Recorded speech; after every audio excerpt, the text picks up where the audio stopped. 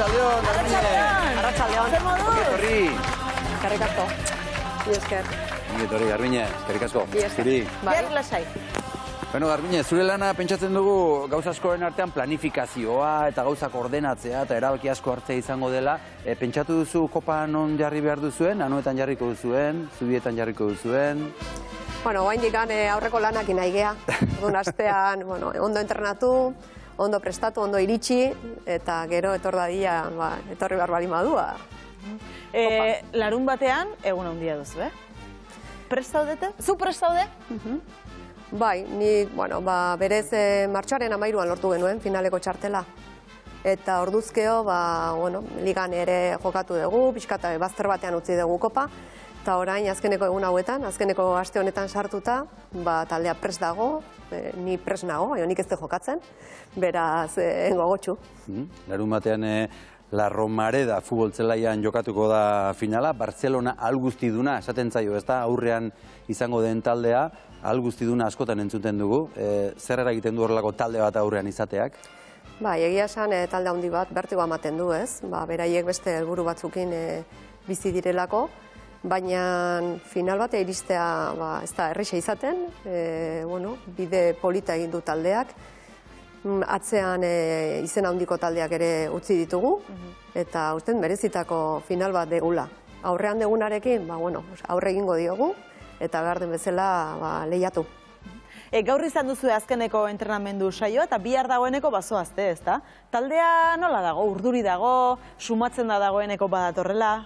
Bai, gaur zubietan azkeneko entrenamentua. Bihar bertan ingo dugu, Zaragozan bertan, Romaredan, pixkate estadioa ikusteko eta barruti bizitzeko.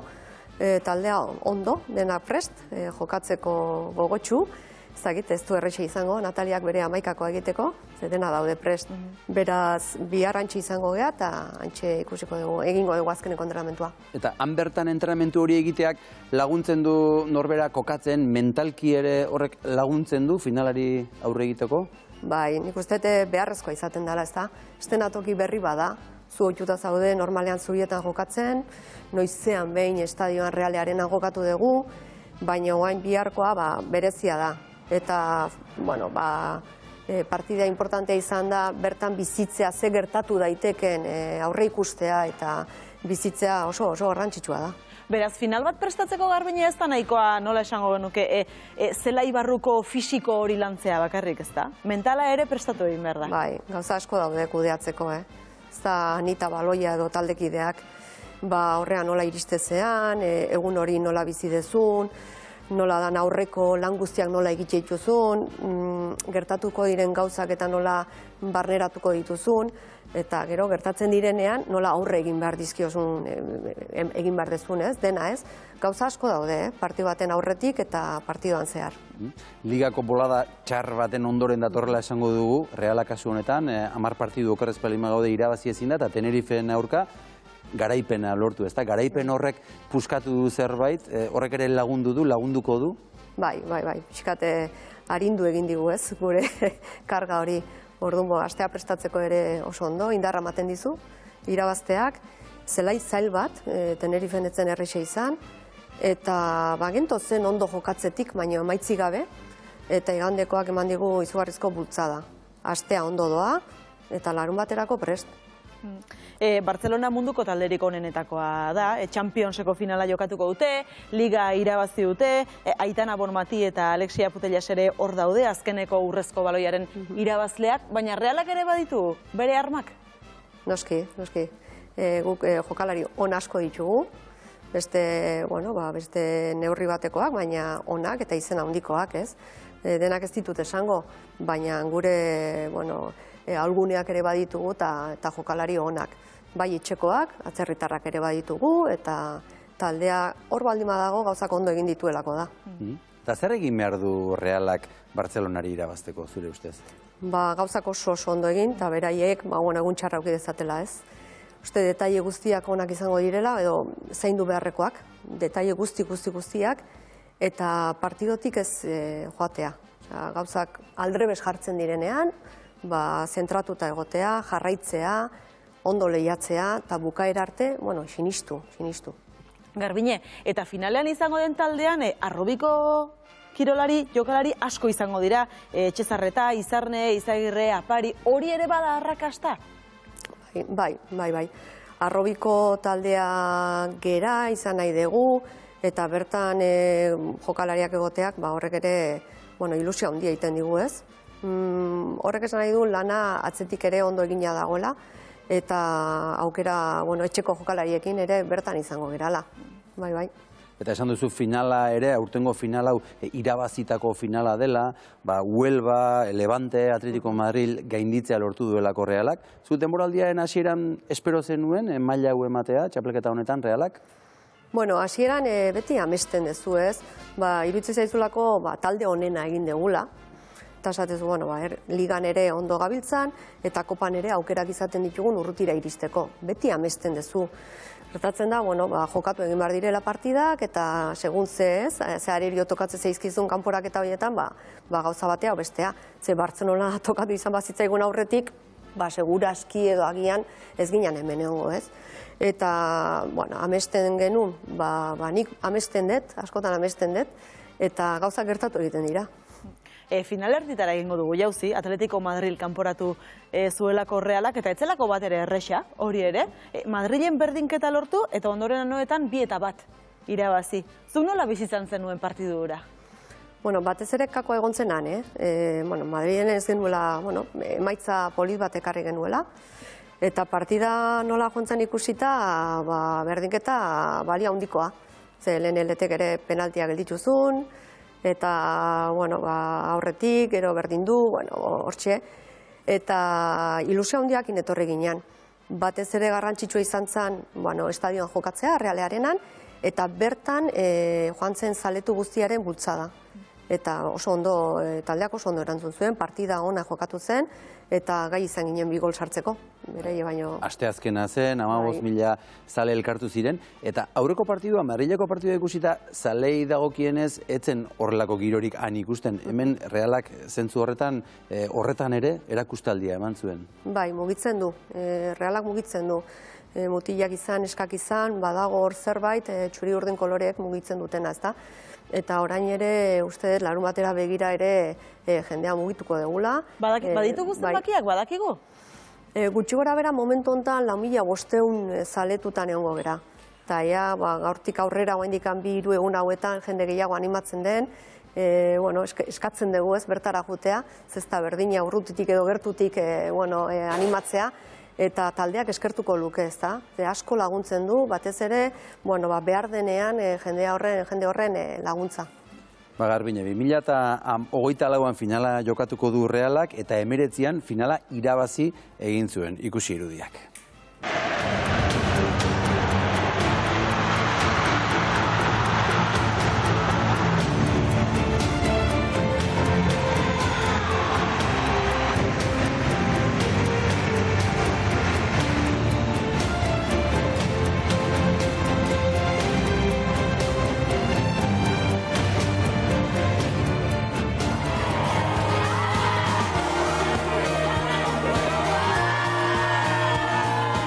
Haze gola, haze garaipena, egia esan oraindik ere gogoan dugu, partida hura, ez dakite zuk askotan gogoratzen duzun edo irudi hauek ikusita oilo ipurdia jartzen zaizun oraindik?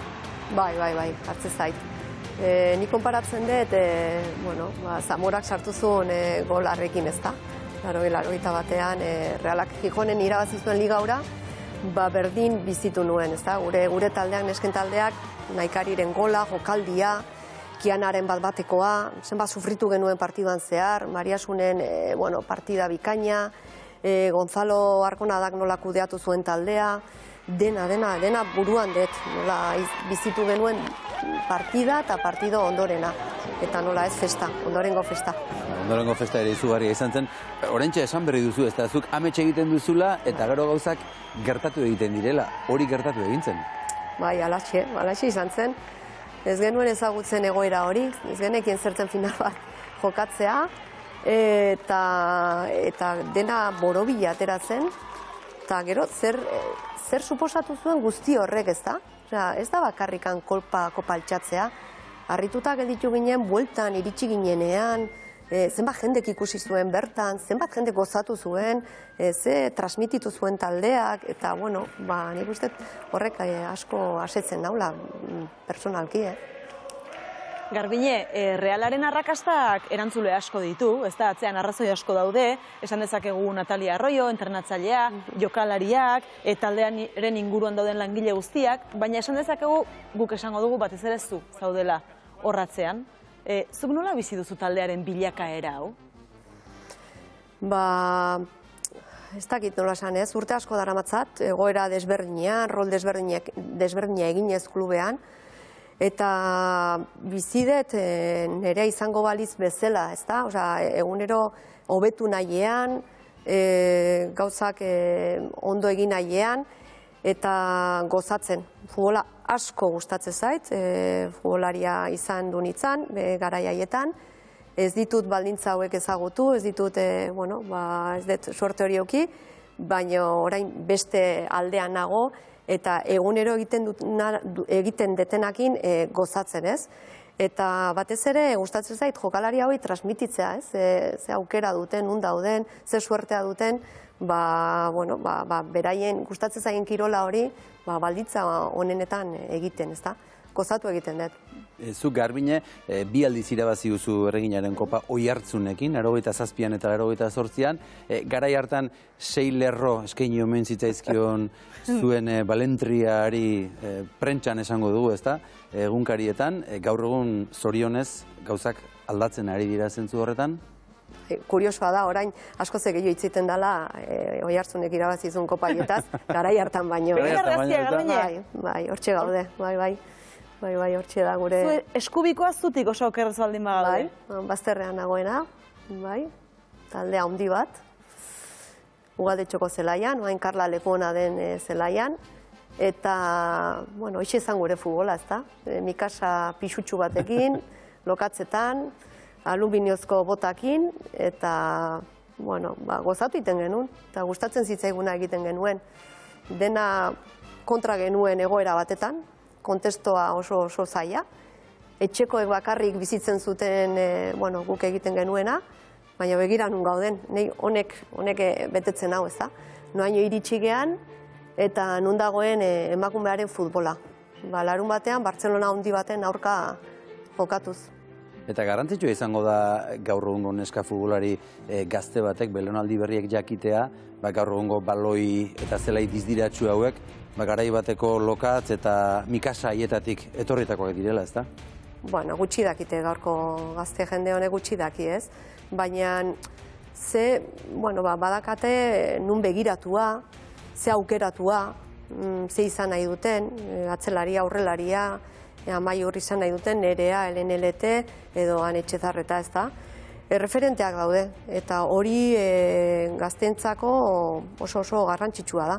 Ispilu, nun begiratu, zer izan, eta ez gera konturatzen, baina garrantzia handia du horrek. Arrasto uzten ari diren jokalari hauek beste datozen gaztetxoentzat. Garbine, orain ikuste dituzunean Realeko neskak, jokatzen, edo beste taldetako neskak, eta baldintzak ez da ze desberdina diren. Gaur egun zuko 22 urte izango bazen ditu, futbolari izango zinateke? Zalantzarik ez. Hoi da errexena, futbolari izatea. Bai. Gauza ondo dihoaztenean zuzea protagonista, eta gauzak ondo ez dihoaztenean bankilokoak dauka errua. Orduan, gaur egun jokalari izatea oso polita da, errexa da, eta nik daukaten ardura hau oantxe utziko nuke, jokalari izateko. Eta Natalia Arroyo entrenatzaileak, Realeko entrenatzaileak ere utziko du, aurten denboraldi honetan utziko du taldea. Zer eman dio berak Realari? Gauza asko eman dizkigu Nataliak. Taldearen futbola, partida honak, jendea gure ganatu dugu, gure jokoarekin. Eta gero, 4 urte hauetan, bigarren izate hori, Europan jokatzeko aukera eman digu, Superkopako 2 partida, eta batez ere jokalariak hobeagoak egin ditu. Eta, pena handiz, gure harremana eten egin behar da, ez da. Gure aldetikan, esker honeko hitzak besterik ez dazkat, goza dezala, bukaera honekin, final bat dauka eskutan, eta Realak esker honak eman behar dizkio, eskerrik asko, eta bueno, ondo jarraitu dezala bere bidean ere. Garbine, esan duzu final bat dagola aurretik, baina zure erantzunkizuna izango da datorren urterako taldea osatzea, arkitektura hori berriz ere esango dugu martxan jartzea, azulantalan arituko zara orain ezta? Bai, hori da, denboraldi bukaera da, bueno, jokalari batzuk bukatzen dute, beste batzuk berritzen, fitxatu egin behar da, bai, bueno, lan hortan ari gera, eta hori tokatzen da garai hontan. Beraz, bueno, orain larun bateko ilusionekin, eta hori pasatzen denean, jarraitu egin behar beste lanetan. Larun batean asko gozatzea, opa dizu, hori importante izango da, ez da, gozatu ezkero, hortik etorriko da zerbait etortzekotan, ez da, gero sariren bat edo garaipenen bat. Hala izan da bila, gozatzeko momentua, eta, bueno, eta ez bada hala ere, partida bukatzen danean, nik uste demorarekin konturatuko gerala zer egin dugun, nun gauden eta zer lortu den. Garbine Etxeberria, hortxe ari gara ikusten jokalariak banaka-banaka eta gure partetik ere animorik handiena eta upa da zoragarri eta bero-bero bat guztientzat, hemen txegongo garelako gu ere beste aldean, animatzeko Garbine Etxeberria. Eskerrik asko benetan bisitagatik eta bakizu gozatu zazu, lasai hartu zazu eta ea zerrotarren biba reala. Biba zuek, eskerrik asko.